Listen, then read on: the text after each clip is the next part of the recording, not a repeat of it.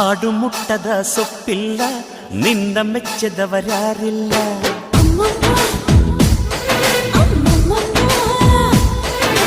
ಜೇನಿಗಿಂತ ಸಿಹಿ ಬೇರಿಲ್ಲ, ನಿನ್ನ ಮುದ್ದಿಗಿಂತ ಸಿಹಿ ಬೇಕಿಲ್ಲ.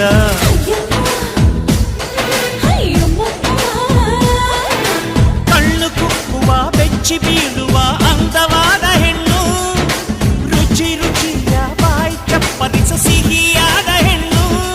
ಅಯ್ಯೋ ತಿಂದು ಬೇಗಿದರು ಆಸೆ ತೀರದ ಪಂಚಾಮೃತ ಇವಳು.